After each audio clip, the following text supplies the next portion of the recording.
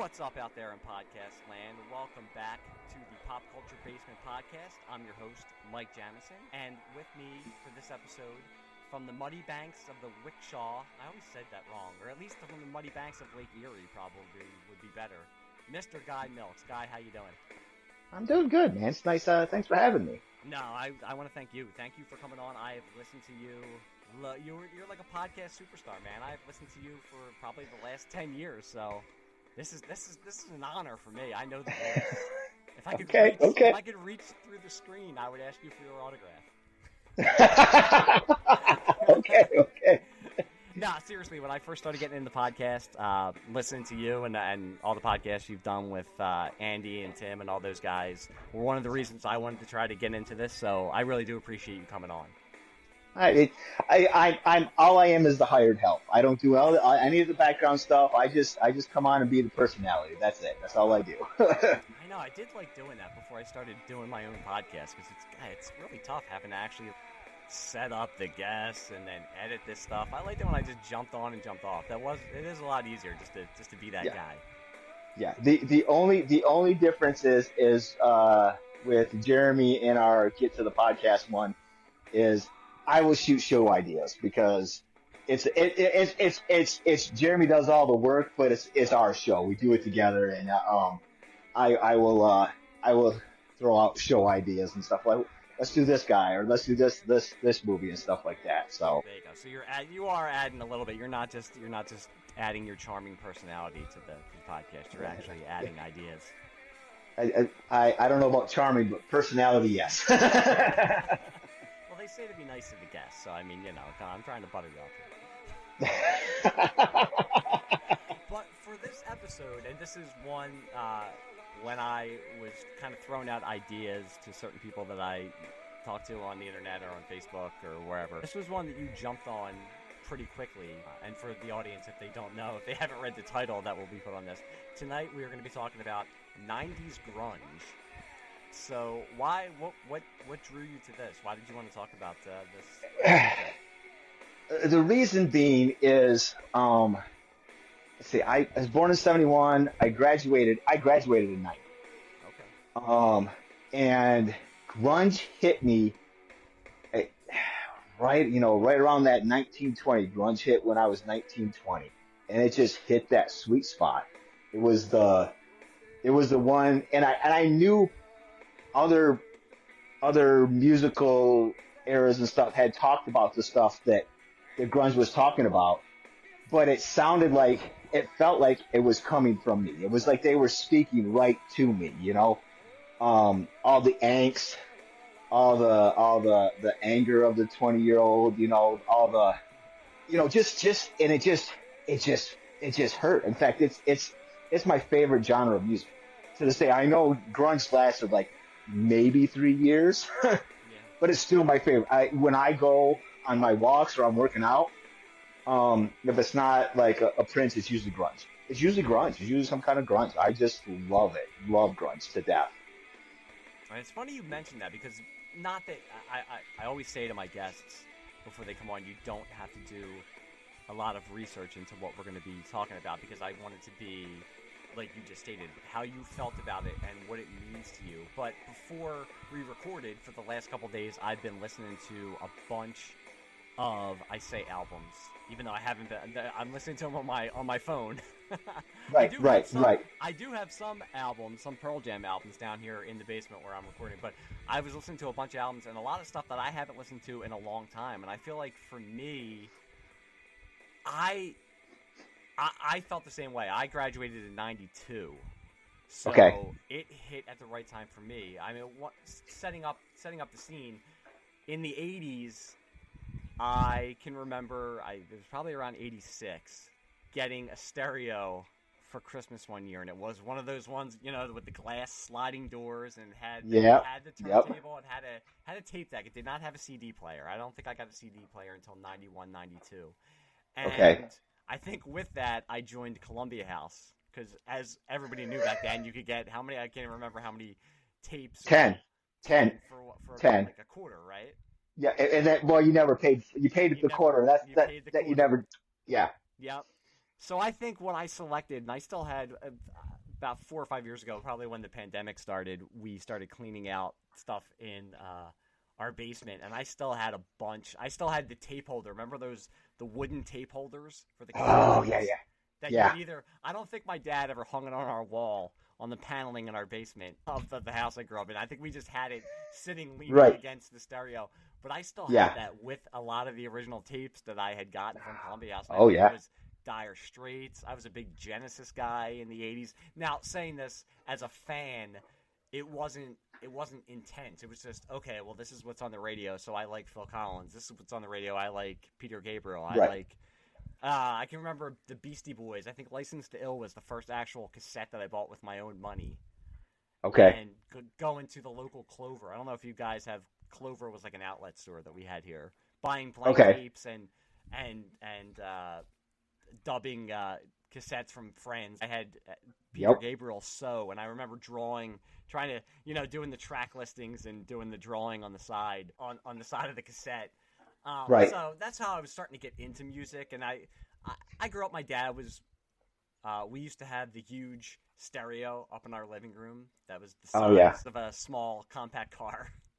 Yes. And my brother and I used to look through his albums. Some of them I actually have down here also, because when they got rid of it, he just gave it to me. A lot of Bruce Springsteen. My dad was a big Doors guy. I remember being scared shitless of the cover of Bat Out of Hell, Meatloaf's Bat Out of Hell. Used to scare the hell out of me. But yeah, when grunge hit in about 91, 92, I felt the same way.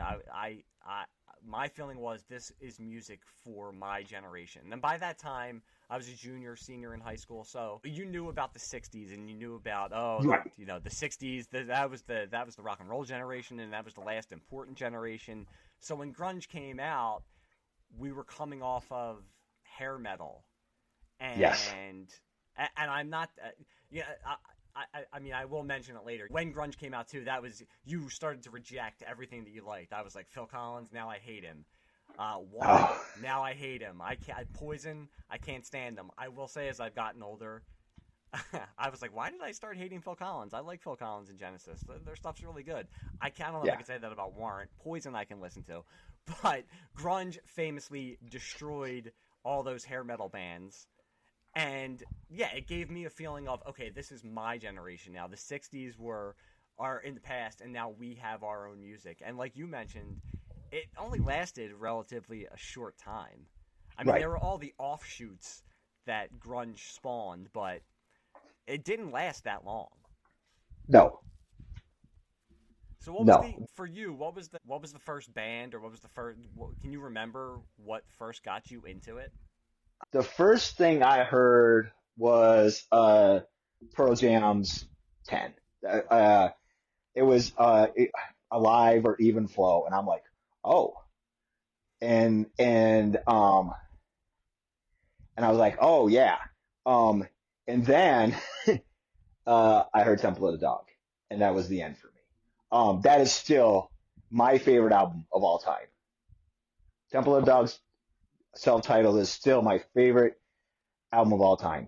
I've had it on vinyl, cassette, no cassette. I've had it on vinyl, DVD, digitally. It does not matter what mood I'm in. I can put that one. If I'm not sure what I'm going to listen to, I throw in Temple of Dog, because that is like the world's most perfect album ever. Yeah, I think for me, Pearl Jam for me, they're still one of my, probably in my top 5, the top 10. They used to be in top 3 of bands that all time bands. That was I think that was even before Nirvana. I think Pearl Jam was the first band that I heard, and I think it was close enough, because that was always the big argument. Pearl Jam and Nirvana were the 2 biggest bands that were out there that emerged from from that initial grunge explosion, and that was always, who are you? Are you a Pearl Jam guy? Are you a Nirvana guy? And Pearl Jam was always closer to the classic rock elements that we were probably more comfortable with than Nirvana was. So that was always, and I always felt, and I've never really gotten to say it. I've always thought this. I never got a chance to say this, but with Nirvana, I always felt like I was not. Nirvana always made me feel like I was not cool enough to like them. Oh. Like I always felt that way because I don't know. As much as I respected them and I liked them, I always felt Kurt Cobain especially was just, you know what, only like 10 people should like us, and that's it. And I felt like I was not in that exclusive club. So I think that's why I gravitated more towards Pearl Jam than I did Nirvana. But yeah, I think this was at the height of MTV's powers. It was probably late on a Friday night that I saw the video for either Relive or even Flow, and I was the same way. Something just went off in the back of my head like, oh, okay, this is something new, and I really, really like it. Yeah. Yeah. Wait, well, the thing with Pearl Jam is their lyrics, their songs, and I hate to say this because I do like Nirvana, but their songs made more sense. You know, Yeah. They were telling stories. They were telling Nirvana were telling feelings and stuff like that. You had to decipher. Because it wasn't, you know, I mean, there were songs that were straight out, this is what it's about, but other ones you're like, I mean, Smells Like Teen Spirit. Do we really know what that song means? You know? So, and I think that's what it was with me with Pearl Jam, who I liked more is the lyrical. And that's what, I've always liked Nirvana. I did not. But I think their second album is way better than their first. You know, but Nirvana was not Soundgarden or Alice in Chains or Pearl Jam because they were those three bands were just telling the stories, the songs. They were the ones that were speaking to me more. Nirvana, yeah, they were great songs, but they didn't speak to me the way those other three did. I think that was the same way. I mean, I think that's what I was trying to articulate is just that Pearl Jam spoke to me in a way that I had never been spoken to before by a rock band. And Nirvana, as much as even now that it's so long ago, I mean, it's almost 40 years ago, that now my son will look back and be like, this is, I think for our generation, hearing the first Pearl Jam or Nirvana song on classic rock radio is that first splash of cold water, like, yeah, you're really old. Right. But, you know, right.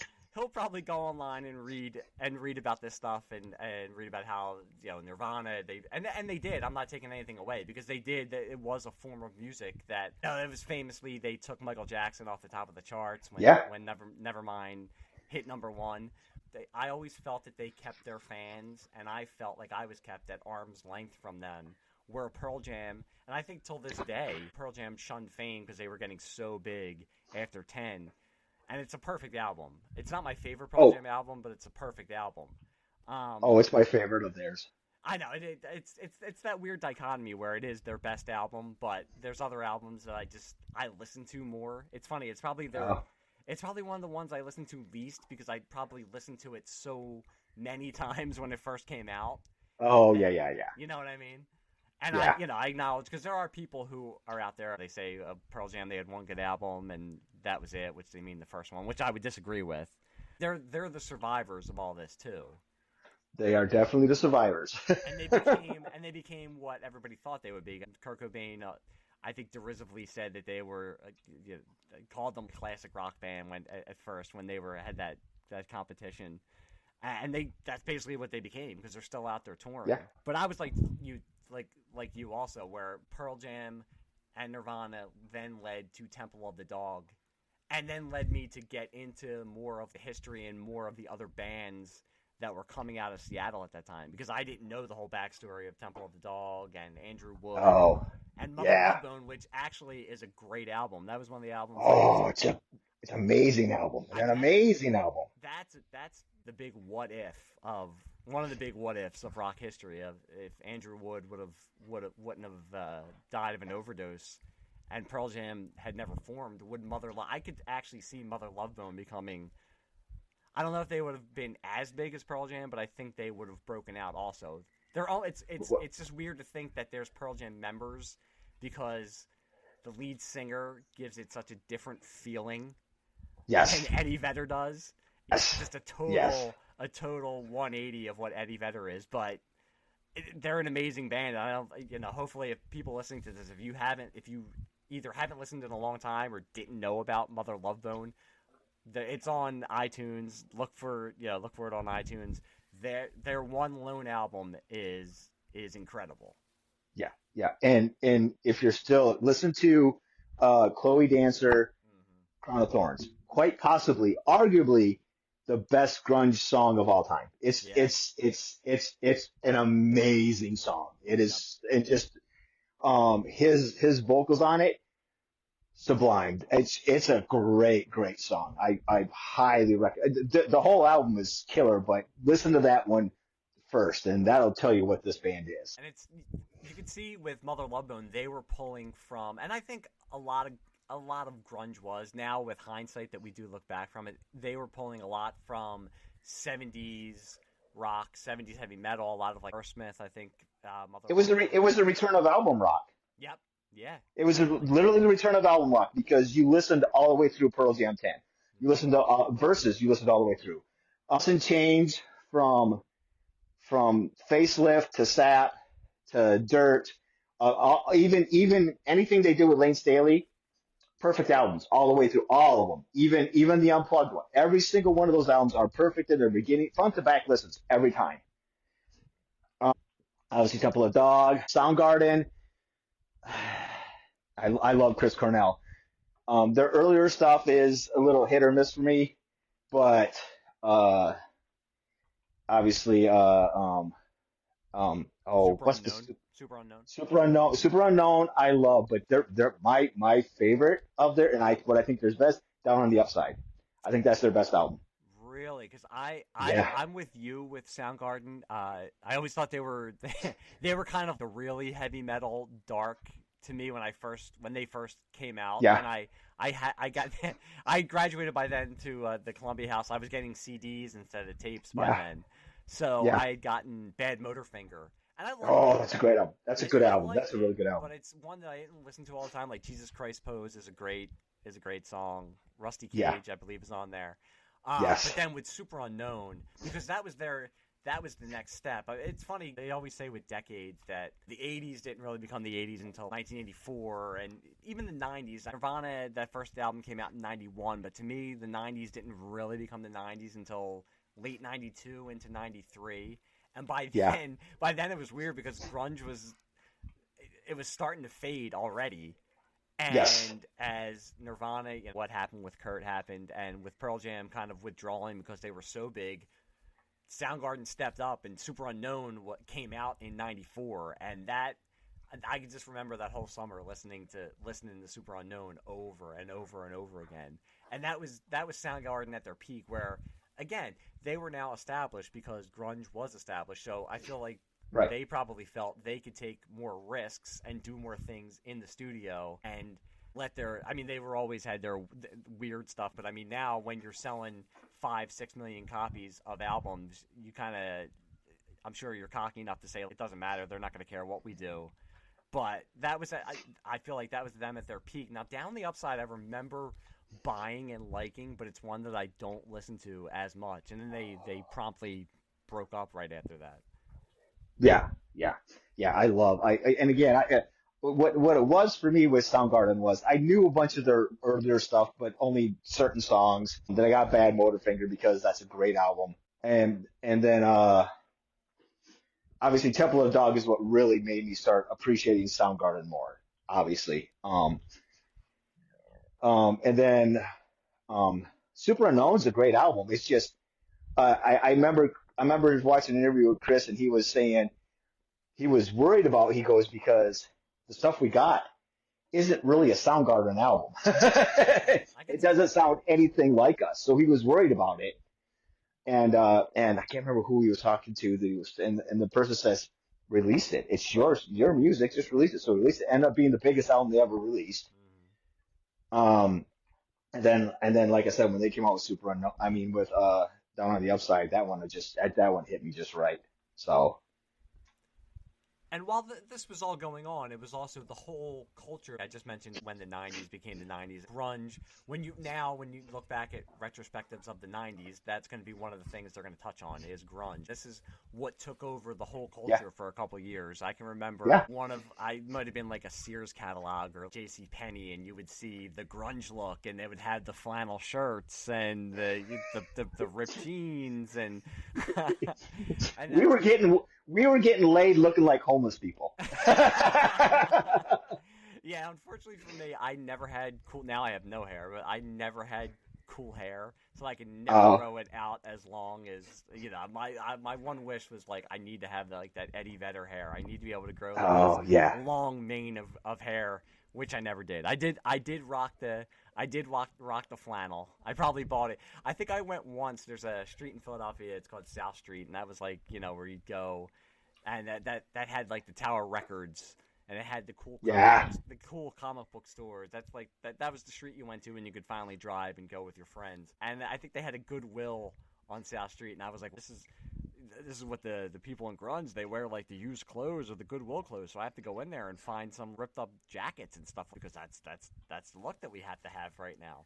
And then Cameron Crowe's Singles movie came out, which that's a great soundtrack with Oh yeah. Perfect sampler for the grunge sound. Perfect yep, sampler. yep.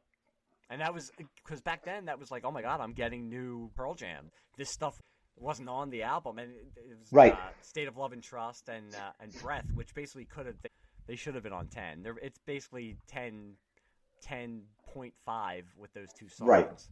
And Yeah. then even, I'm trying to think of where Alice in Chains was on there. I think. Allison Chains Wood, the one song that once you listen to, you're listening to for the rest of the week. And Paul Westerberg did a couple songs, which introduced Yep. me to Placements, and that was Yes. one of the things with grunge that like really affected me was making me seek out other bands, not only Seattle bands, but Right. these other bands that either they would talk about or were on movie soundtracks with them. I joined Pearl Jam's 10 Club, so you would get little singles because I still had, like I said, I still had a record player back then. So they would send out fan club singles, and they would do covers of Sonic Reducer, and I would say, okay, well, who is this by? I know they're doing a cover of it. Pearl Jam, Nirvana, they were always talking about who they were either inspired by or who they were going on tour with, who weren't as big. And it got me into, I will say, grunge got me into vinyl, too.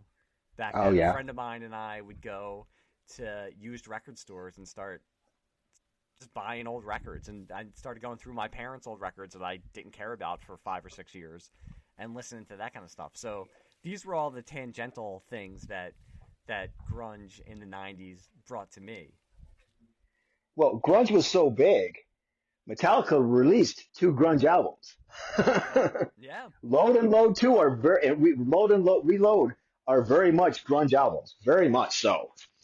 Well, I think Um, you saw that too with all the and I'm not lumping Metallica into hair metal, but you saw that with Poison came out with, I think it was Flesh and Blood, and oh yeah. all the hair metal bands had to get a little bit more serious and a little bit more dark. I think Motley Crue, it was right before they broke up. They released their kind of more serious, grungy type of album. I think Warrant tried to release a more serious grunge album, and some of these bands, like famously Metallica, cut their hair shorter. Yeah.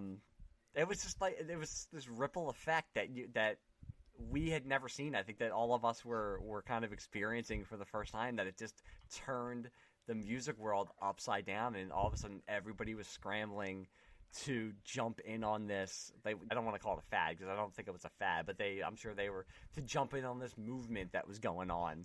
And some survived, some didn't. I mean, like I said, Warrant now you laugh about because you think for that 1 or 2 years from 90 to 91 when they were huge and Nirvana exploded and Warrant was washed away with the rest with the rest of the garbage Oh, down the sewer. yeah, pretty much every 80s bands, even the biggest, were done for. They were done for. Um, but a lot of that had to do with if you go back and listen to those 80s albums now, the ones you used to listen to front to back, you can't listen to them front to back anymore. They're not the same as as they were. There's maybe 5 80s albums now you can listen to front to back, but because grunge brought back, grunge is akin to what punk rock did in the late 70s, early 80s. Yep. Punk killed album rock. It stripped everything back. And it sang about the same things. It was just a lot faster and a lot meaner and a lot angrier. Um, a big punk fan. And then grunge just took those punk sensibilities, um, and still very much based in the blues and just brought back album rock, Yep. you know? Yeah, and it's funny to think of the certain bands who did survive, like Aerosmith, which I'm a huge. Oh, I love Aerosmith. I'm a huge Yeah. Aerosmith fan, but it's just funny to think that they were in the middle of their 80s comeback, and that they not only survived but thrived in the midst of all this. Yeah. It's just funny to think because me personally, when I was as I was getting into grunge, I also was getting into Aerosmith, so Pump was a big Oh, yeah. album for Pump me was, because yeah, that that was was my huge. first introduction to Aerosmith. But to think about Get a Grip, which I don't love as much, and that was the start of their turn back to being a little bit more formulaic. But it was a huge album in the middle of Yeah. all this Yeah. stuff going on. So they were somebody that were able to survive and adapt, where a lot of these other I hate to keep on ripping on them, but Poison, Warrant, which, as I said, now I can go back and I can listen to Poison's greatest hits and enjoy it for what it is. But Yeah. 19-year-old me was like, oh, Poison, God, that's not real music. I'm into serious music, and I think that was the good and bad of grunge in the 90s. Is it was music that mattered as much as I think a lot of those guys, Eddie Vedder and Kurt Cobain, would hate if people said that, but it was. I mean, compared to what had been going on with rock and music in general for the decade before grunge came on the scene, it was something that mattered. And like you said in the beginning, it was something that I think touched a lot of younger kids and helped them get through things and reflected what they were feeling. And especially at that, in your teenage to early 20 years, when you're just angry and you're looking for any way to express yourself and any way to kind of lash out, this gave you something to focus on and something to say, okay, other people are going through this, and these are people who are singing about things that I'm going through or that I have gone through, and I feel like I'm being seen by these people. And that's just something Yeah. you weren't getting with Phil Collins or with Rick Astley or somebody like that. Well, that's the thing. I've always had a diverse, even when I was really nothing but grunge, I was still listening to the other stuff because I just, I like what I like, but I was more centralized over grunge. But like you said, the reason why was because it was just speaking to you in different ways than these other albums, these other singers were. And it was always funny to me because my parent, it was the first time my parents ever said, like, you can't listen to this music. And my parents were actually pretty good with, because they were always into music, so they usually liked a lot of the same stuff I did. And they, especially my mom, she would listen to a band like Poison, who was sexual innuendo. Now you look back, it's pretty innocent stuff compared to some stuff today. But she never Right. minded that. Now, Pearl Jam and Nirvana, for some reason, she was like, I don't like them that much. So never cared about listening to Poison. And she loved Aerosmith. She loved the album Pump. She always said, I hated them in the 70s, but I love their stuff now. Never cared about what they were singing about. Thought it was funny with all like the double entendres. But with Pearl Jam, never liked them. Thought, are you sure you want to be listening to this? So I always just thought it was funny. My parents especially, were like, no, we don't care about, the sexual stuff that you're listening to, but I don't know about these grunge guys. So it always added that little bit of extra layer of danger. Yeah. I think that, again, as a teenager, that's what you want. You want to have the music. You want to be listening to the music that your parents don't want you to listen to.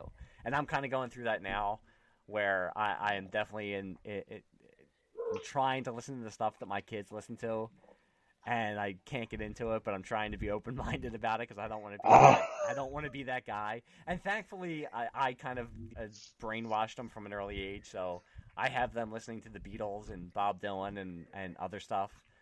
So Oh we're yeah, good. yeah. We're good on that, but I'm starting to enter into that phase now where I just can't. I can't listen. No, not all of it. I'm actually more into the stuff my daughter listens to. I can listen to Taylor Swift and some Oh of the yeah, I can too. Yeah, I yeah like some of the other Taylor. stuff, but I've never been a big rap guy. I respect what they do. I've never been a big rap guy, so that's what my son is getting into now. So I have Oh to just yeah. be like the guy. I'm just like, okay, like this is what you like.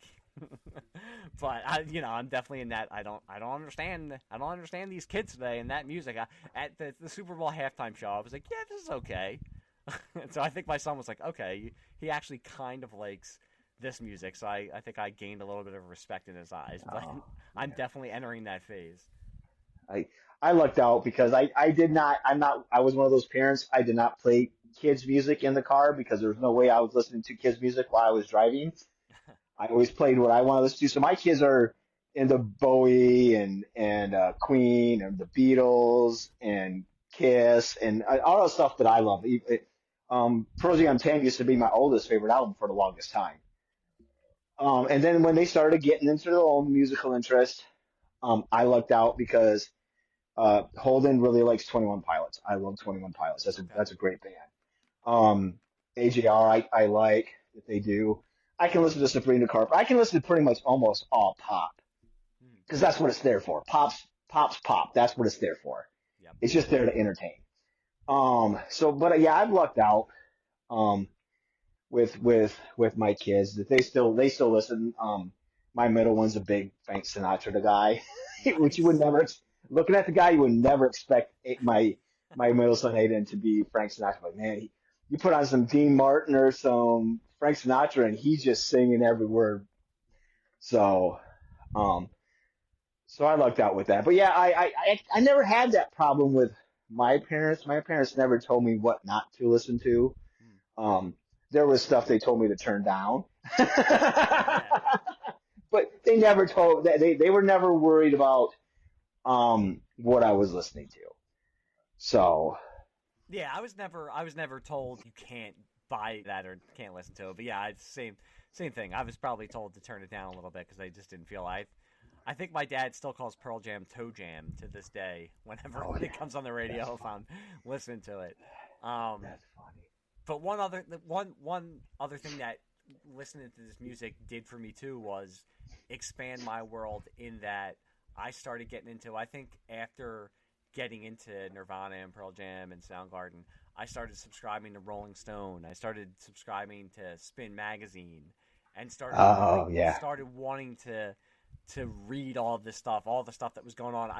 It opened up that larger world of, and that's what we talk about, on this podcast all the time, of pop culture that was exploding in music at that time in the early '90s. So it was I wanted to read about it. I wanted to read album reviews. I think that was I think in '92 was the first time I got the Rolling Stone, uh, the Rolling Stone album review book that collected all the album reviews Oh yeah. from the '70s up until that point.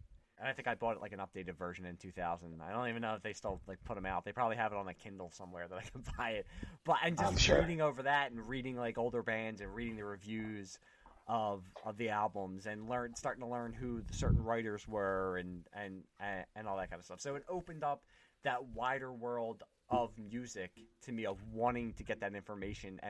And like I mentioned about MTV, we were also lucky because it was, I know it's a cliche, but it was a time when MTV was still playing music.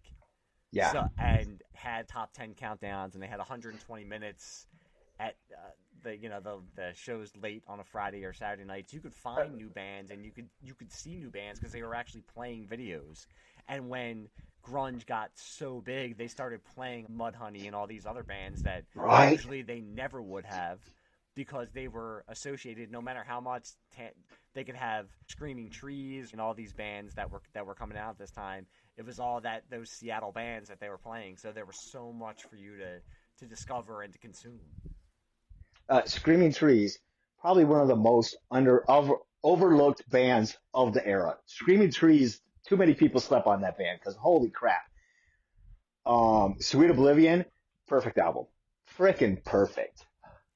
Yeah, when I went on to iTunes and was just looking for playlists, and I just put like grunge in there, and there was one playlist. It had a lot of hits, but there was a lot of Screaming Trees on there, and I was the same way. I'd totally forgotten how good they were, and they're Yeah. criminally underrated because they just never got as big as a lot of their contemporaries. But it was, I think it's Mark Lanigan. Is that the name of the lead singer? Yeah, Mark. Yeah, I think Langdon. Yeah. He just died within the last year. Yeah, he did. An amazing voice. Yes. Voice. Yeah. The problem with those grunge playlists, they like to throw a bunch of '90s alternative. Which again, I was '90s alternative was a big part of grunge. I don't, but I'm like, yeah, this isn't grunge. This isn't grunge. Yeah. They'll put on some Stone Temple Pilots. I'm like, well, their first album, very much grunge. Everything after that, very much not. That's a band that I at first thought when they came out, they were called the Pearl Jam ripoff because he sounded just like Eddie Vedder, especially in that first album. So that was a band that I was conditioned to hate because I was such a Pearl Jam fan. But after a few years, I will give them credit. I think they did a lot of interesting stuff, Stone Temple Pilots. Yeah. But yeah, that first album, that core album, is amazing. And that was back then. There was no internet, so I can remember that coming out and people hearing it and saying, "Is this a new Pearl Jam song? Does Pearl Jam have a new song out?" You were in the Wild West back then. You didn't know what was going on. That's another thing to talk about too, and that's true. Grunge basically spawned 90s alternative, and that early alternative was true 90s alternative. Not by the end of the 90s, alternative was basically something you just slapped on an album if you wanted to sell it. Even if it wasn't grunge, it did spawn a time that I don't think you see even now, where record companies, and it was a different business back then, but they actually took risks and released albums by bands that were a little weird, that were that weren't exactly commercial. I mean, the Breeders aren't a grunge band, even though Kim Deal is from the Pixies, which basically was what Nirvana wanted to be when they formed. But the Breeders might not have been a grunge band, but they were an alternative band, and that was some weird shit that was coming out, but it was good. Yeah. I actually saw them live did you? At the TLA on South Street in Philadelphia at a little club. I can't even tell. I don't even know what year it was. It was a really good show. And yeah, Kim Deal. I've always had a crush on Kim Deal. She's like the ultimate grunge queen. Yeah, I've seen the Pixies. I've never seen the Breeders. You had the Breeders, a band like Pavement, which is an underrated band. Definitely not grunge, but alternative. And even bands that came before it. I mean, with the early 90s, bands like I'm just going to say Nirvana. Bands like R.E.M. were starting to get big right before grunge hit. R.E.M. is not a grunge band, but they were the godfathers of alternative music. Even they definitely rode the wave of grunge. Yes, yep. I mean, definitely rode the wave. Yep. So, but without grunge, you don't get first. And I fully, you don't get Fiona Apple without grunge. Nope. I don't think Tori Amos would have been as big as she was without grunge. No. I mean, she wasn't grunge. I mean, she was, but she wasn't. Does that make sense? I understand what you mean. Yeah. She definitely had the attitude. She was definitely singing the songs, but she definitely musically she wasn't. I love Tori Amos, so there was a lot of stuff that a lot of people that just could ride that wave because they were just grunge adjacent. They were just enough that where if you didn't like grunge, because there's a lot of people that hated grunge, I'm like, oh yeah, I can listen to this. And in the back of my head, who were the grunge guys, were like, yeah, but that's kind of grunge. That was a double-edged sword because that was some good, like you said, Tori Amos, who might not, she's grunge, but she isn't grunge. But it was great that she was getting exposure because she was riding on that wave. But then you had, and I don't know, I might say bands that you're into, so you can tell me to go fuck myself. But bands like Live, who got lumped in with that, with that grunge wave, they're not a grunge band. Yeah. No, they're not. I like Live. I don't love Live. I like the song. Most of the songs they released are great. Yeah, I don't hate them with like the burning passion Yeah. of 30 Sons, but they were just But- never my. But even like somebody like Spin Doctors, who, and I'm not cutting up Spin Doctors. I own Pocketful of Kryptonite. I'm sorry. But I don't hate them. I don't hate them, but Right. they released those 2 songs that got replayed so fucking much Yeah. that you for a while there you did hate them. I did hate it too, because I was scrolling Facebook today and I saw they're on tour right now, and they showed their pictures, and I'm like, oh my god, these guys look like. They probably look like me because I'm old too. I just don't think I look old until my son tells me I do. But I look at them, I'm like, oh my god, these guys look like grandfathers, and they probably are. And I'm like, Spin Doctors. I'm like, I can't believe this. But yeah, they were right. I think that album was probably in the top 10. It probably went a couple times platinum. Now they crashed and burned by the time they tried to release a second album, because they had just ridden the wave up to the top and then couldn't go anywhere. And I'm trying to think of something, like I said, Live. Live to me was just never. Four Non Blondes, which is another band. I think record companies and the record and MTV and everything look for the safe versions of. It's like you have Nirvana, and they were huge, and now they're going to settle into having their fans. But let's look for safe one-hit wonder versions of grunge that maybe the parents can approve of. Like they had that one good song, that one song that everybody knows, and you either love it or hate it. I personally love it. She's a better songwriter than she is. Yep. So yeah. Hole definitely rode the wave of grunge. They did. I will give that. The album that came out. I'm trying to think of the title of it now, and I can't think of their. I like this. I like the Celebrity Skin one. I actually like that one. That's from the late 90s, Yeah. but the one that came out right after Kurt died. And who knows how much he had to do with the writing of it. I know that's a whole big thing. I haven't really given Courtney Love much thought over the past 10 to 15 years. So she's a terrible person. Yeah, stuff you hear about her just doesn't. She's not helping her case. But that album and even Celebrity Skin were good albums. And it's funny, like how we were saying that grunge was music for our generation. We also got to experience, much like a lot of 60s and 70s bands that survived, started out as, they're rebel. I mean, you can go with the Stones, and I love the Stones. But the Stones, after Altamont, the Stones haven't been dangerous since 1975. The Stones they became a corporation and an institution sometime in the mid-70s, and that's what they are. Yeah. And you got to see that with a lot of the bands, whether they be grunge or not, whether they be alternative or not, who came out of that whole early 90s grunge movement, go from, this is the new thing, and they're the music of the youth in this generation, to, you can go the Pearl Jam way, which I don't think Pearl Jam ever sold out. They just became elder statesmen and did what they, that's why I give them respect. But you can have, I remember, somebody like, and this is totally, I'm just using her as an example because it's the most extreme example I can think of. Liz Phair, who came out of that grunge, she wasn't grunge, but she came out of that alternative movement that was coming out, and Exile in Guyville, which was this alternative darling album, and by the late 90s, early 2000s, she's singing top 20 pop hits out of nowhere. Yeah.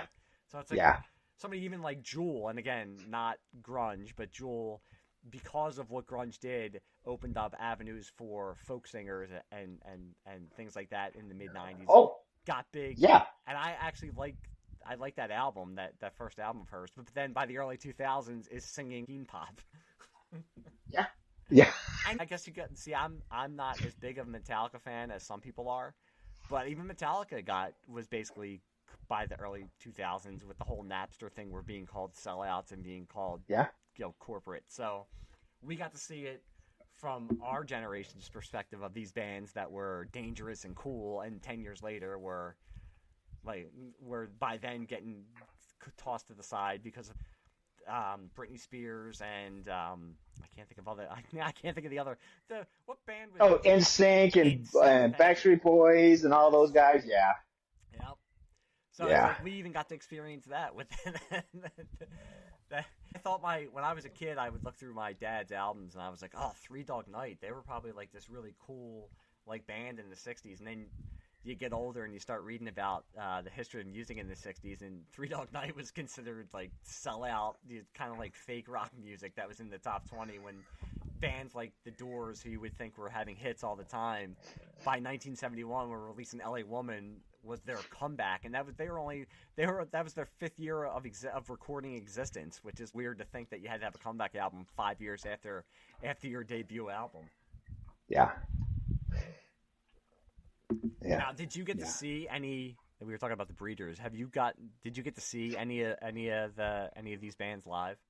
I saw, in fact, I was living in Arizona at the time, so that live version of Yellow Ledbetter that you hear on the radio all the time, somewhere in that recording is my voice because I was at that show in Mesa, Arizona. Oh, wow. Yeah. So I've seen Pearl Jam a couple times. I've seen Soundgarden a couple times.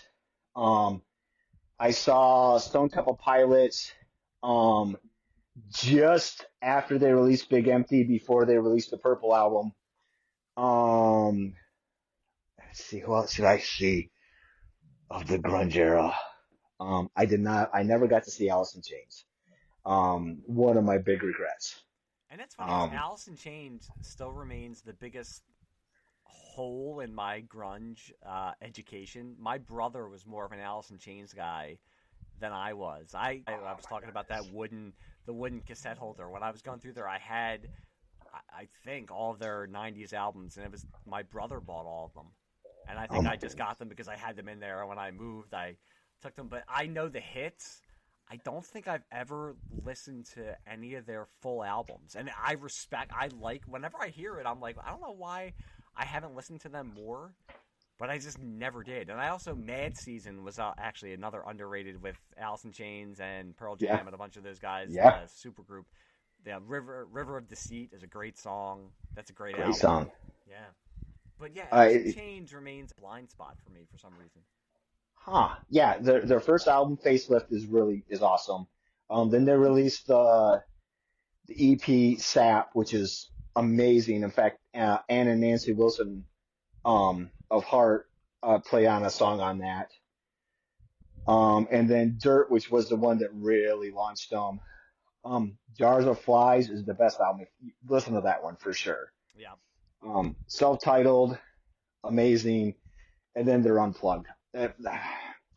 Listen to the Unplugged. Listen to the Unplugged. That was one thing with all of the bands I think that came out at that time. All their Unpluggeds are really good. I've heard the Alice in Chains is great. The Pearl Jam one is legendary, which I can remember watching the Pearl Jam one. Yep. They finally released it officially 2 or 3 years ago, I believe. Yeah. The Nirvana one, of course, that came out right after he died. That's a great one. Did Soundgarden ever do an Unplugged? I don't know. No, I don't think so. I know Stone Temple Pilots did one. Mm-hmm.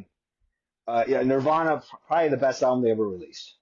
Nirvana Unplugged is the best album they ever released. And I know it's a live album, but still, it's the best thing they ever released. It's funny because we're talking about all this and we're kind of skipping over Nirvana. Nirvana, you might be right. I like that one. I actually like Incesticide, which is a collection of B-sides and BBC recording stuff. I think doesn't that one also have a couple from Bleach on it? Yes, it does. Yep, different arrangements, but yeah, it has a couple from Bleach on it.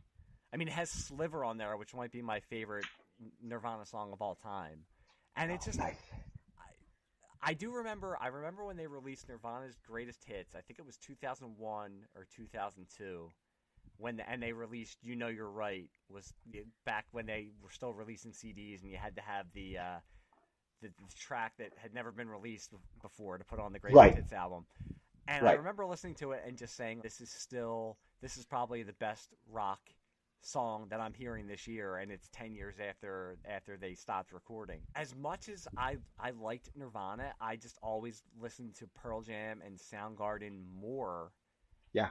For me, Nirvana, it's more, it sets me in that place. Like I can remember when they were first getting big, and I can remember being a junior in high school and just knowing something had changed. Maybe not really realizing it, but just knowing you just know something was different now in society because this had been released. But in that year after it, the 90s really became the 90s, and all of a sudden, all these rock bands were everywhere. Everybody was wearing flannel, and this is what it was now. This is this is the world we live in. I always had more of that. I've read like a bunch of books about them, and I've watched documentaries, but they're not albums that I go back to all the time to listen to. Whereas I'll go back to 10 is probably Pearl Jam's best album. It's a perfect album. But Not probably. It's definitely their best album. well, I was gonna Definitely. say for me, Yield is my favorite Pearl Jam album just because I think it perfectly mixes what they were in the early '90s to what they were going to become Okay. after. So I think it's a good mix. And Verses. I mean, I think I listen to Verses more than I do 10. Maybe just because I listened to 10 so much in that summer of '91. Being on Right. vacation, being down the Jersey Shore, that was all me and my friends were listening to. In the car, out, just sitting around. A friend of mine would have a shore house. We'd go in the shore house. We'd be listening to Pearl Jam. So that was just all, and it was always on MTV. You always saw the Alive and Even Flow, and then Jeremy videos. If I never, as much as I like that song, if I never have to hear Jeremy again, I wouldn't care just because it's been That got played a lot. That was one of those songs that got played on pretty much every radio station in the world. and it's funny now because it sounds almost so you can't even imagine now. Well, let me ask you this: have you listened to their recent stuff to Pearl Jam's? Because as we said, they're the survivors of this whole thing. They're the ones that I have not listened to their newest one. it's not terrible, but it's just they have now become when you would buy Steel Wheels and Voodoo Lounge by the Rolling Stones in like '89 and Yeah. '95, and Yeah. liking it, but it's a pale copy. It's a copy of a copy of Yeah. a copy. Yeah. They're in their 60s now, which is crazy to think. that Eddie Vedder and Pearl Jam are in their 60s. I don't think you can muster up the same anger, the same angst. I mean, they haven't had that in a long time. So No. No. they've grown a little mellower, and the music has grown a little mellower, and that's okay. But there's just, for me, I think they kind of, I even realized it. I think in like 2006 is when they came out with the Avocado album, which is a really good album. Right. But I remember saying like, okay, I think this might, and then they came out with one in 2009, and it sounded a little bit different. It was a little bit mellower, and thinking, okay, they're now in their elder statesman phase. They have just entered into that phase. I've seen it. I brought up Aerosmith. They had a big Yeah. comeback, but then they knew it worked, and okay, now we're gonna coast on this. I don't think Pearl Jam's doing that because seeing them, I haven't seen them live. They actually, the last time I saw them live was 2010. They closed down the Spectrum in Philadelphia when the Spectrum was going to be knocked down. Springsteen played a series of shows, and then Pearl Jam played a series of shows, and I went to the second to last one before their last show. It was right before Halloween in 2010, and it was a great show. Seeing them live is still amazing. They still bring it, and I would assume they probably still do. I mean, that's their thing now. They can release an album Yeah. and sell 500,000 copies. They probably don't even sell that much now, but they're going to make it back Right. because now they've entered that realm of we're going to go on tour, and we could tour for a year and make millions of dollars because we know people are still going to come see us. And they were always the Right. most fan-friendly, and that's what, like I said, that's what stood out to me when I was getting into all this, is that I felt like I could be a fan of Pearl Jam, and they were not kind of pushing me away, whereas with Nirvana, I always felt at arm's length. And Pearl Jam, I think that's why they've been able to last this long, is because the fans still want to come out and see them. Huh? Yeah. No. I agree. I think most bands should take the Who philosophy of things. They're like, all right, we're not going to make any more good songs, so we're just going to tour. Oh, I agree. I agree with you. It's true. It's true. Because when you go, this was 19, oh my God, it was 1994.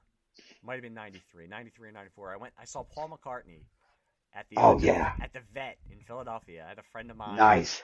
whose father I can't remember.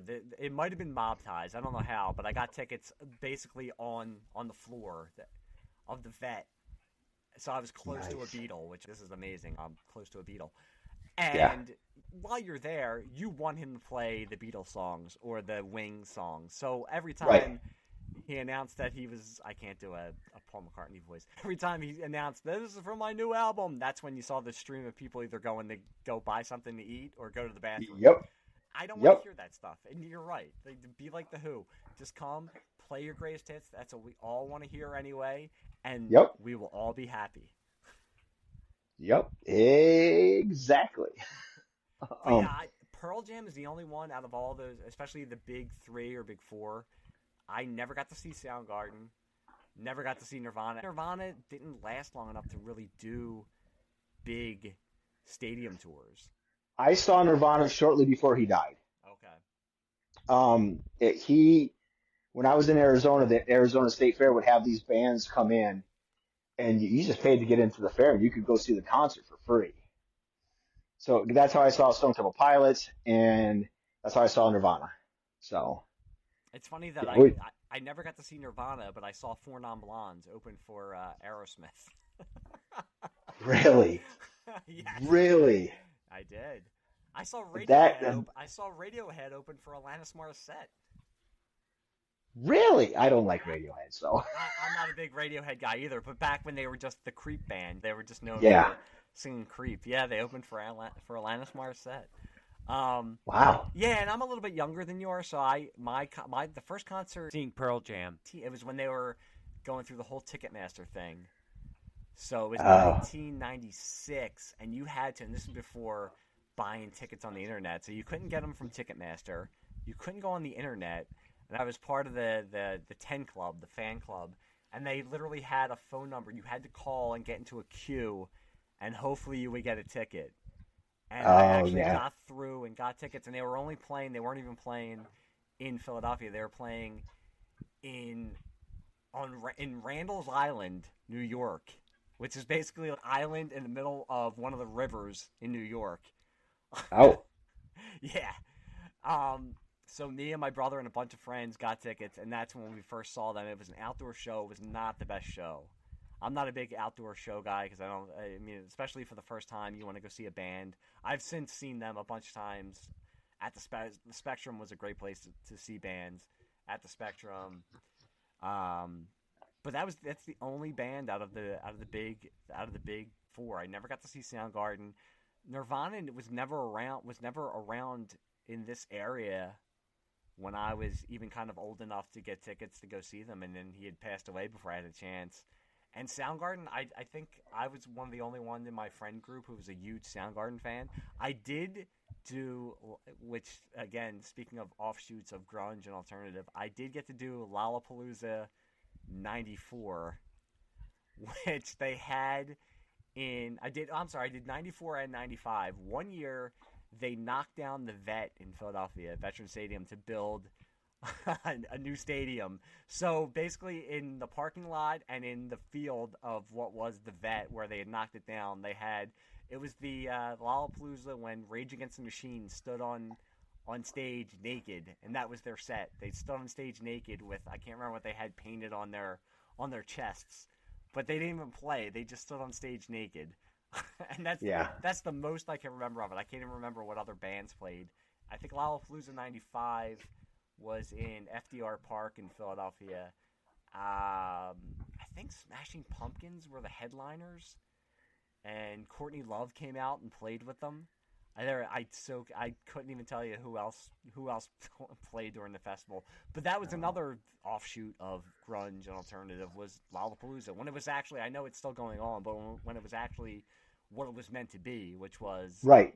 a touring concert series, that was split with separate stages that would introduce you to different bands. Different bands. Yeah. I wish I could have gone. I think it was '92, right, when it was Pearl Jam, Soundgarden. Yep.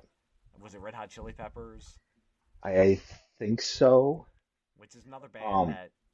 that got to get lumped in with the whole Oh. alternative kind of Oh thing. yeah. Yeah. Yeah. Chili Peppers rode the wave.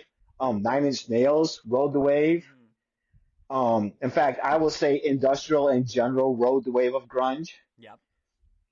David Bowie released a grunge album with Tin Yeah, Machine. that's right. Tin Machine. Yep. Yeah.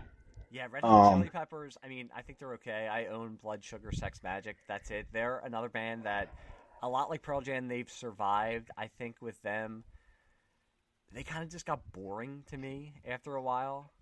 And I was never the I biggest Red Hot Chili Peppers, but they all their stuff started to sound interchangeable to me after a while, it's and now it was it's successful for them. So it's Anthony Kiedis's voice. I I yeah, I like Higher Ground, the cover that they do of High Ground, and I like the cover that they do of Roller Coaster. hmm Um, I actually is it Airplane?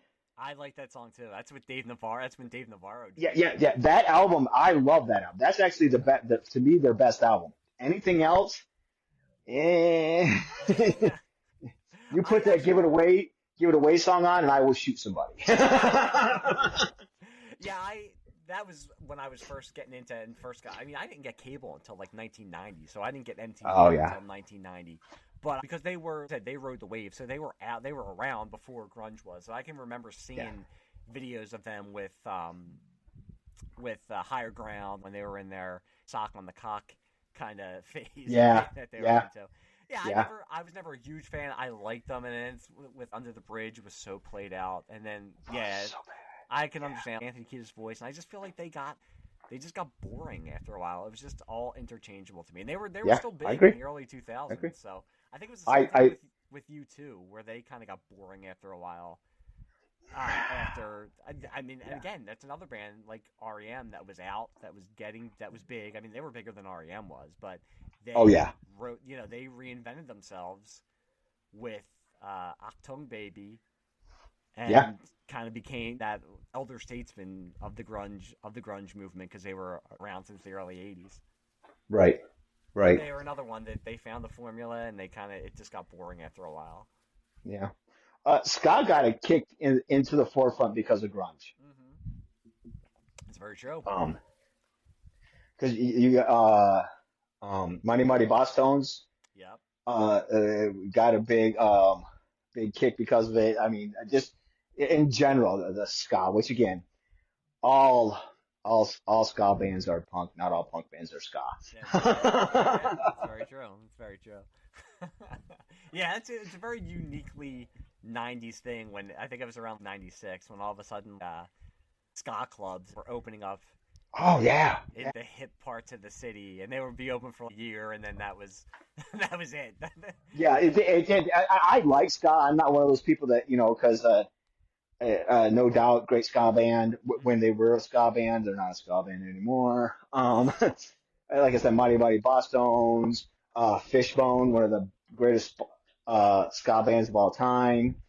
Um, but yeah, there was like a 6 months to a year period where all of a sudden everybody was playing ska, and Yep. I'm like, but again, 6 months to a year, and then it faded out.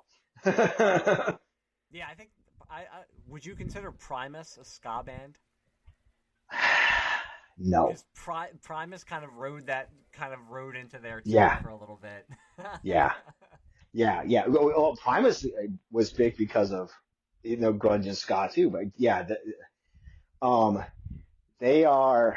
Oh God, Primus is one of those bands you just can't classify. And there's a lot of bands like that. There's a lot of bands that get lumped into a certain thing that really aren't that thing. hmm Um, and Primus is just one of those. Is just I love them. Their songs are insane, hmm but I mean, I can remember turning on MTV and just seeing Winona's Big Brown Beaver video and being like, yeah. what in the hell is this? My first introduction to Primus was Tommy the Cat, and it was on the Bill and Ted, the second Bill and Ted movies soundtrack. And I'm just like, this is amazing because Tom Waits sings on it too, and I love Tom Waits, and I'm like, what is this? This is amazing. And that made me seek them out, and I'm like, oh, I like these guys. Yeah, they're Well, I mean, that brings me to it too. Like you just said, that made you seek out Tom Waits. Getting into and I kind of mentioned it before. Getting into these bands because they either had guests on their albums or talked Yeah. about their influences got me into other bands. I mean, it could be a band like The Who that I knew about, but because Pearl Jam talked about them so much, I started getting into their back catalog. Tom Yeah. Waits, like you said, a lot of the punk bands that Nirvana talked about, even having the Meat Puppets on their Unplugged album Yeah. made me Yeah. seek them out.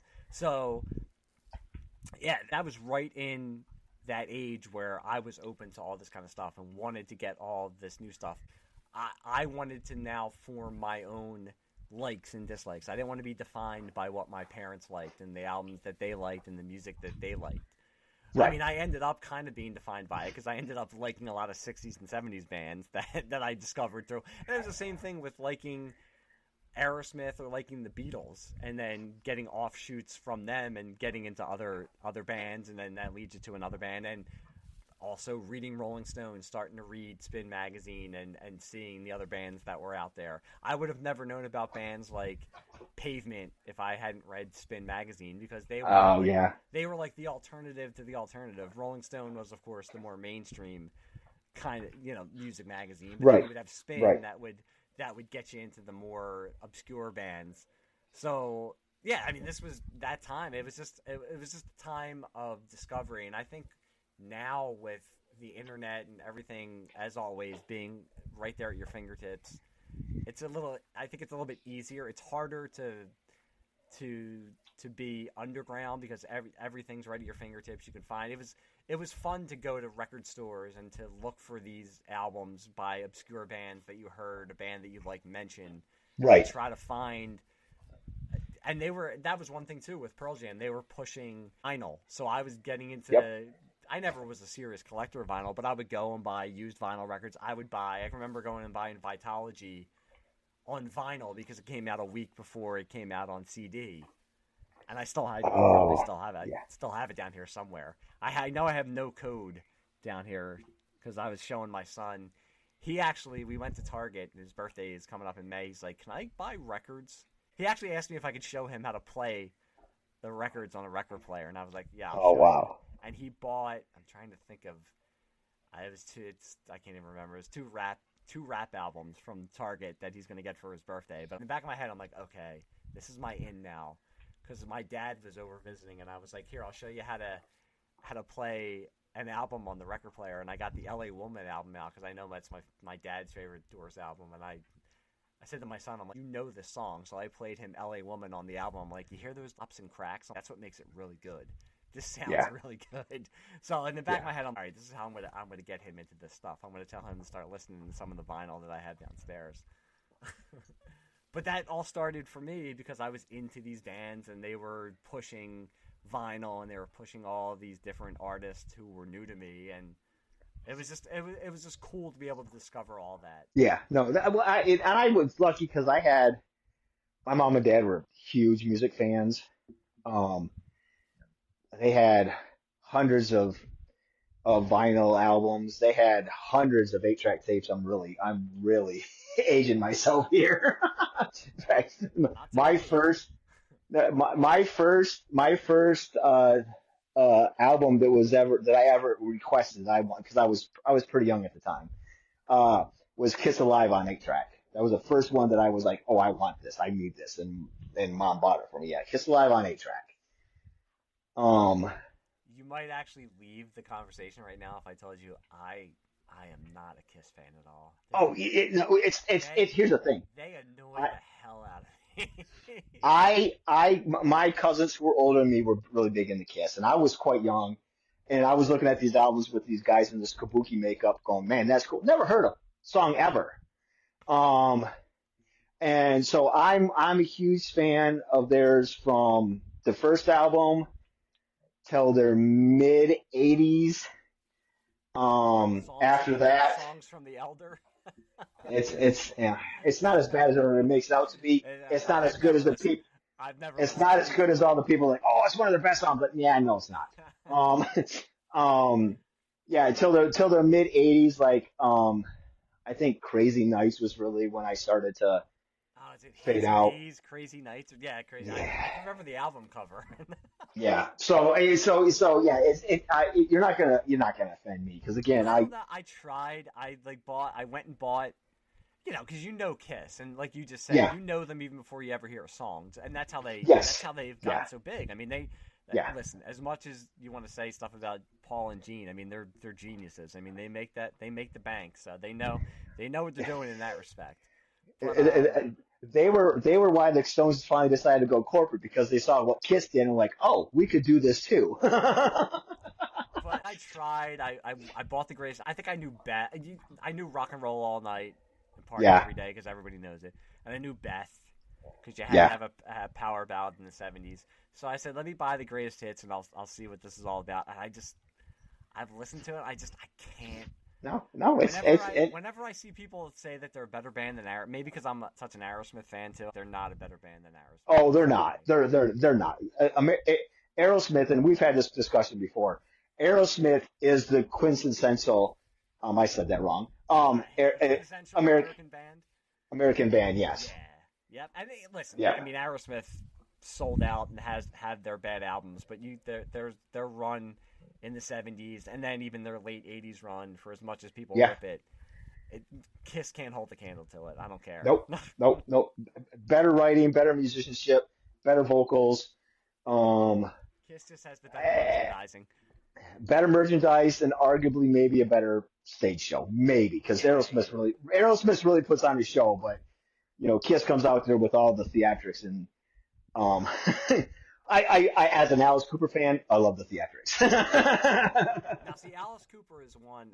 It's funny because I don't think people realize what Alice Cooper was in the early '70s. His early '70s greatest hits, especially before when it was actually the band instead of just him. Just him. Yeah. Yeah, it's really great. I'm a huge Alice Cooper fan, huge, and the man knows everybody in the rock world, and he's got the best stories. Anytime you see an interview with Alice Cooper, listen because he will give you the best stories about these. He's got some great Keith Moon. He's got some great Jeff Beck. I mean, he just got some great stories. And he puts on an amazing show. And he ends up being. I did get to meet Alice Cooper once. He is the nicest guy. He's the nicest guy ever. Seems like it.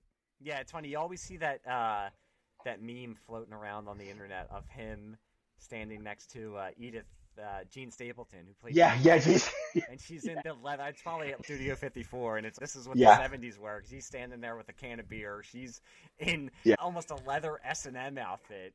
Oh yeah. But. Yeah, he's somebody who he's got all the stories too because he's survived. I mean, it sounds like we're like going off on a tangent, but I mean, this is what these bands really. That's what they melded. They took that '70s heavy metal and blues rock and just spun it on its head a little bit and just made it into something else. Yeah. Like I said earlier, and I can't stress it enough, the return of album rock because hair metal killed album rock. Well, punk and hair metal killed album rock. Punk really killed it, and then hair metal came along. And then, grunge came out and says, well, no, we're going to make 10 to 12 songs, and this is the time of CDs, so you can go more than 12, and they're all going to be bangers. Every single one of them are going to be bangers. And all their albums are going to be like this. So... Yeah, and that's kind of how it died out by the late '90s. With those boy bands, with Britney Spears, with the rise of the internet and having easier access to music, it started to get like the '50s again, and I think we're still kind of there, where it just became about being able to release a single, and that's all that people care about. And now, like you always hear about like records being broken now because somebody places 8 singles in the top 20. It's because that's all they're just doing is just you're not going out to buy an album. You're just looking for the singles they released and you're going to download it. No.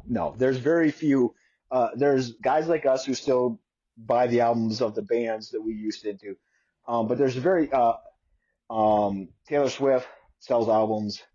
21 Pilots still sells albums. I mean, they will get people to the stores to actually buy the albums, but it's not like I said in the early '90s or the '70s where you heard you knew they were releasing the album. You went out and bought it immediately without hearing the song because you knew everyone was going to be No, good. I remember standing outside. It was near the University of Pennsylvania. It was a record store that was going to sell Yield in 1998, and it was like waiting in line for Star Wars toys. They were selling it at 12:01. Yeah. Yeah. The night it was coming out for sale, Yeah. the CD, and standing in line. That's the way both Load albums were with Metallica was. Both of them were 1201. They were starting to sell the Load albums, and I was there both times because those are my favorite. I love those albums. Even with bands like Guns N' Roses, who didn't get killed off by grunge, and Guns N' Roses in the late '80s were real rock and roll. Also, they got sometimes lumped in with hair metal because of the way they looked. But I mean, Appetite for Destruction is not a hair metal album. No. But, when grunge came out, they were able to say, like, you know what, we're going to release 2 albums at the same time. Yeah. And they're another band that, they burned bright and then flamed out and crashed and burned. But for a while there, Nirvana kind of made fun of them, and some of the people who were big into alternative music hated Guns N' Roses. But they were another band kind of like Pearl Jam and Nirvana and Soundgarden. They actually mattered, and you wanted to wait in line to get when their albums were released. You wanted to see what they were putting out. You wanted to sit there and listen to the whole album and see what the songs were and figure out what they were singing about. Yeah. They released 2 albums. And there may be one good album between the 2. Maybe.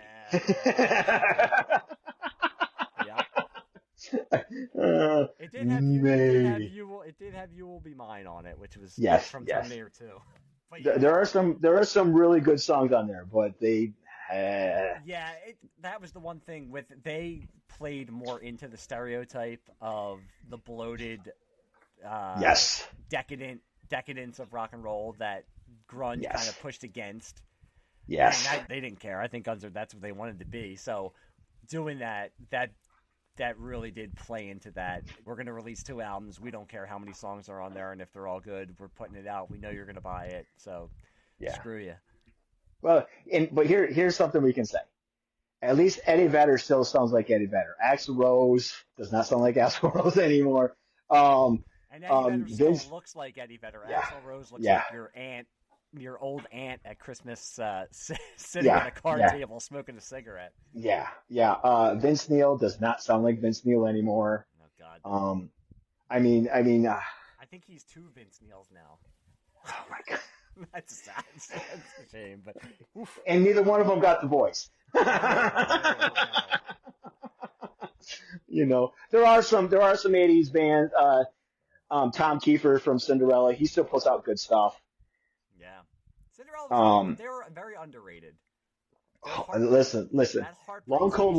Heartbreak Station from 1991 is a really good album. Long Cold Winter is probably the best album they ever did. Very, very blues inspired, which is probably one of the reasons why I like it so much because I'm a big fan of the blues. Yep. But yeah, that may be the best thing they ever did, and it's amazing. But he still puts out good stuff, and he still sounds like Tom Kiefer. I think we're gonna have to do. I'm gonna have to be back on, and we're just gonna have to do an episode on '70s hard rock and heavy metal bands. Okay, yeah, you can have me. I'll gladly do that. I'll gladly do the '80s hair metal. I mean, you can have me on for almost anything musically. Almost anything. Well, I'll tell you what, man. This has been fun. This is one of the ones I wanted to do because, like, I think I wanted to get back into it because as much as I love Pearl Jam, I don't listen to it as much as I used to, and I just wanted to go back. And I fell right into it with all the bands, and I think not that I never appreciated them, but especially Mother Love Bone, I started really getting back into that and listening to that a lot. So it was fun just to go back and listen to all this stuff and just think about what was going on back then and what was going on in my life. Like, that's the kind of music, that's what that does for you, is it makes you think about where you were and what you were feeling at that, in that time and place. Yeah, 1991, I was working at Cedar Point for the summer. which is an amusement park in Ohio. Okay. Yeah, I was gonna say it sounds familiar. Yeah, it's the amusement park in Ohio. I was working there for the summer, and all this stuff was hitting. And Yeah, I was yeah, a junior in high school, in Catholic high school. So, oh, man. but I can remember going to I used to be the editor of our school newspaper. So the librarian she was the coordinator of the newspaper. So I would always be hanging out in the library, and that's where before I had a subscription to Rolling Stone, they would get Rolling Stone there. So while I was hanging out there, I would just read Rolling Stone all the time after school, with all this stuff coming out, and just reading reviews of bands and stories that were coming out. So that's how I was injecting all this stuff into my vein, was just going after school at the library and reading Rolling Stone. I will definitely have you on again, especially for the music episodes, because like I said, even with this was my music growing up, but now as I've gotten older, I've gone back and said, you know what, Phil Collins. I like Phil Collins. Yeah. I love Phil Collins. I like that kind of stuff. Phil Collins, Genesis, Peter Gabriel. Yep. I love that stuff. Pink Floyd. I've always been into music. I've been into music almost more than movies. So. Yeah, it took me getting older to start realizing that it doesn't matter. You don't have to just limit yourself to one musical genre. And just right. As we were talking about before, get into pop. I don't care if I listen to Taylor Swift nowadays. She's good, so I'll listen to her. Yeah. I'm driving around with my daughter. I'll listen to Sabrina Carpenter. That's what I have to listen to, because she doesn't want me to put on Bob Dylan or something like that. But I can listen to that and then turn the channel and listen to the Beatles, and then turn the channel again and listen to something from the 60s. So, no, I'm the same way. I'm the exact same way. So I used to get some shit when because I went through a punk phase, because again I was right at that age, but I was still listening to all this other stuff while the punk was going on, and you're a poser. I'm like, no, I just like music, man. Do you think these bands you're listening to are only listening to this kind of music? So, no, they're not. That's one thing too. Yeah, you think that the bands that you like are just exclusively into that type of music, and then when you really dig deep, you learn that no, they're into all kinds of different music. That's how you form the ideas that they're gonna put out there. You can't just listen to that. I mean, if you do, you're probably not going to be a successful band. So no. I'm a lot like you. I'm very much into the blues, especially 60s and 70s blues. But you know what? That can offshoot into so many other things that you can't just limit yourself to one thing. Oh, for facts. Nice. Yeah, well, I will definitely have you back. But before we get out of here, let people listening know where they can find you if they're not listening to you on here talking about music. You can catch me on Get to the Podcast. It's a show I do with my friend Jeremy. We do 80s and 90s action movies.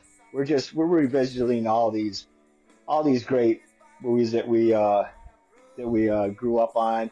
We're going through the Rambo series. Only the 80s and 90s. We're not going to touch Rambo, the fourth one or the fifth one. We're just doing the 80s and 90s. That's our wheelhouse. So we're going through those right now. In fact, I think next week or the week after, I think he's going to release the first one of the Rambo. But we've covered Predator and stuff like that. Come check that show out. It's a good time. We have a really good time. Bring your I will not get offended ears, because some things will be said. And then I think if you're into those movies and grew up on those movies, you have to automatically have them not be offended. Yeah. And then I'm on his Dark Tower Radio, which is a Stephen King podcast. I'm on that more often than not. And that's really all. I don't do Twitter. I was gonna say, you got out, man. You got out early. Yep, I got out. I got out. It's a lot healthier, believe me. I haven't, but I'm jealous. I'm gonna wean myself off of it. Yeah, I switched Facebook accounts, so I keep that private and my Instagram. So the only place you're really going to catch me is on other podcasts that of the people that actually invite me on. Maybe they're just scared. I don't know, man. Why would I they I I'm a bit much. I can be a bit much. This has been mellow, but I can be a bit much. I'm self aware of who I am. So No. Well, like anybody who's listening to this, definitely go and listen. They're great podcasts. Like I said, I have not weaned myself off of Twitter, so if anybody wants to find me there, I'm on Twitter under thislightsaberkillsfacists. Same thing on Bluesky. You know what? I hit on the cool Twitter handle, and I can't give it up now. Same thing on Bluesky. This lightsaber kills fascists. And for anybody giving this a listen, please share this with your friends. Go on Apple Podcasts, give us a 5-star review. Even if you want to say it's a terrible podcast, still give me a 5-star review, because then it'll get it out there to other people who will see if they agree with you or they don't agree with you. So please share with your friends, rate and review on Apple Podcasts or on Spotify, probably on some other things too that the podcasts pop up on there for some reason. I don't even know how. But yeah, man, I had a really great time talking about this. I would definitely have you on again to talk about music, movies if you want to, anything you want to talk about. like I said, I'm more than willing to get on here and bitch about Return of the Jedi. So That's right.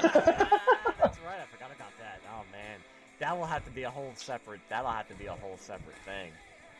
yeah, yeah, yeah. I haven't bitched about it since I did it for the first episode of Please Rewind. So it's been a while. I need to vent. That'll have to be a later night podcast. I'm gonna need some alcohol for that one. But you know what, Guy? Thank you very much again. Thanks for coming on. Anytime, man. Cool. And to everybody else, thanks for listening, and we will be back soon. I think the next episode, I have to get in touch with people I'm supposed to be podcasting with, but I think the next episode is going to be about the Muppets. Oh, nice. Yeah, nice. which will be fun, because I can't wait to delve into the movies and the show and all that great stuff. So I'm pretty sure that will be the next episode. If it's not, it's going to be something else. Hey, listen, man, I'm not getting paid for this, so I don't have to be correct all the time. But I do think it's going to be about the Muppets. So until then, again, Guy, thank you. And all of you people out there, thanks for listening. And we will talk to you soon.